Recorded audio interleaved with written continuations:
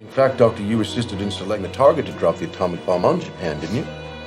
Yes. Well, then you knew, did you not, that by dropping that atomic bomb on the target you selected, that thousands of civilians would be killed or injured. Is that correct?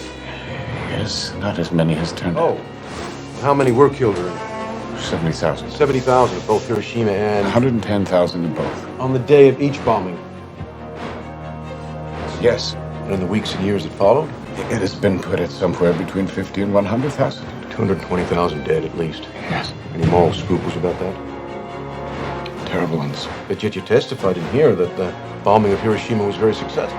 Technically successful. Oh, technically it was very successful. And it is also alleged to have helped end the war. Would you have been supportive of the dropping of a hydrogen bomb on Hiroshima? That would make no sense at all. Why?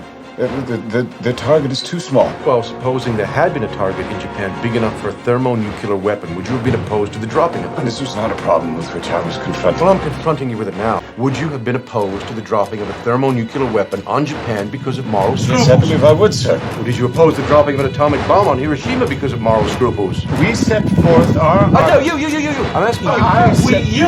I set forth our arguments against dropping it, but I did not endorse them. You mean after working night and day for 3 years building the bomb, you then argued against the use of it?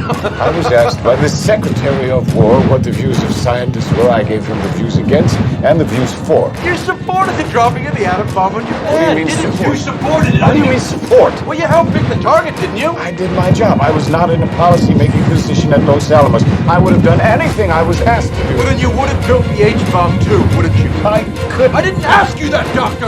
And the GAC report which you co-authored after the Soviet atomic test said a super bomb should never be built! What I meant was... What I meant... Who? And wouldn't the Russians do anything to increase their strength? If we did it, they would have to do it. Our efforts would only fuel their efforts just as it had with the atomic bomb. Dr. Oppenheimer, when did your strong moral convictions develop with respect to the hydrogen bomb?